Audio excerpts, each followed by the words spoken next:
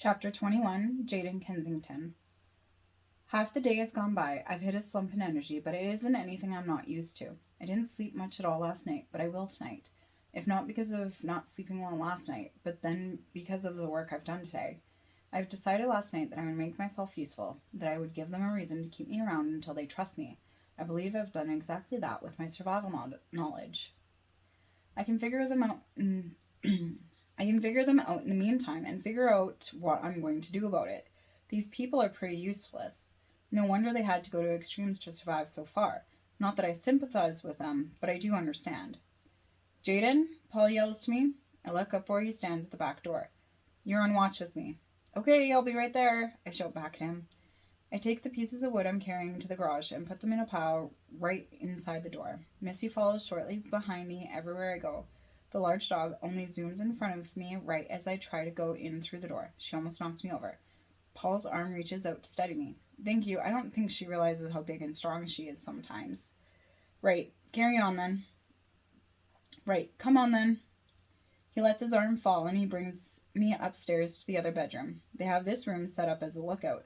The window in the front can be used to hop onto the roof over the kitchen and the living room. The window in the back looks out onto the forest. Missy settles down on the floor near me. Do you know how to use this? Paul holds a handgun out for me to take. I clumsily take it and fumble around with it for a moment, trying to hold it out and away from my body. No, I've never used one before. This is my first time holding one, seeing one. He smiles amused. I can tell it's not going to hurt you just because you're holding it. It might. I've heard of people getting skin ripped off from their hand from holding it in the wrong place while firing it.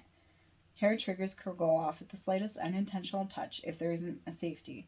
I don't think the information would help me in feigning it with any of my innocence. Hold it like it's not going to bite you and you might get hurt. He moves to the side of me and moves my hands into position. Here's the safety. You need to hold on to that when you pull the trigger, making sure that the safety is off, but you aren't firing immediately. Make sure that when you have the safety off, but you aren't firing immediately, that your finger isn't in the trigger slot. So you don't accidentally shoot when you don't want to, I reason. Exactly. Also, make sure you never point the gun at anyone you don't want to shoot, Paul adds. Okay. And make sure that where you keep the gun, you aren't accidentally going to set it off. The safety could get pressed in your pocket, and all it takes is a hair movement of the trigger to go off. That doesn't seem very safe for a safety mechanism. I think I'd rather not have a gun, thank you. I hand him back the gun. Maybe not the smartest idea safety-wise, but I think it might be more trouble keeping the gun than not having a weapon at all. It would give them a reason to watch me more. Someone might shoot me thinking I was going to shoot them. Keep it while you're on watch. You might have to shoot something. He hands me the gun back. I take it reluctantly. Hopefully I won't have to use it. We settle down in the middle of the room. Paul makes sure to look between the two sides. I try to make it look like I'm doing the same. In between switching sides, I look around the bedroom. There are quite a few weapons in this room. I guess they're using this room as a sort of armory. I know they must have gotten all the weapons over the last week because my grandparents only had a few shotguns and a crossbow. Tell me more about yourself, Paul asked me. He sounds very serious. He's testing me. It dawns on me that the gun might have been a test in and of itself. If I had shown proficiency, would he have thought me too much of a threat? He could easily kill me and no one would care. If I had tried to kill him, a house full of people would have been here in a moment to kill me. I wouldn't make it out of here alive. There isn't much to tell. I'm an honor roll student. I'm in grade 11. His brows furrow as he cuts me off. Wait, how old are you? 15. As soon as the word leaves my mouth, his face flushes. As soon as the word leaves my mouth, his face flashes through many feelings: shock, disbelief, horror, and more. I add awkwardly, I skipped a grade. Shit, seriously? I thought you were in your 20s. You're a kid? Give me that gun. I hand the gun over to him. You act so old. What were you doing driving? You're not even old enough to have a license.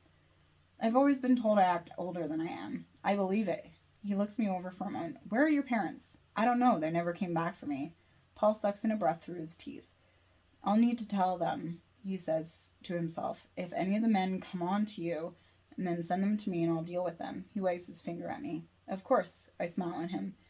The look he sends back to me is comforting and fatherly. My age immediately gained his protection and perhaps his trust.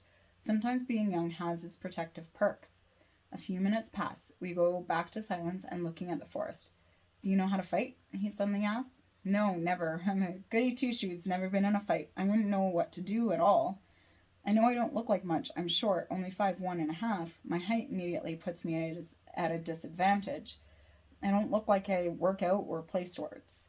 You look like you get blown over in a breeze, he jokes. I have been, I joke.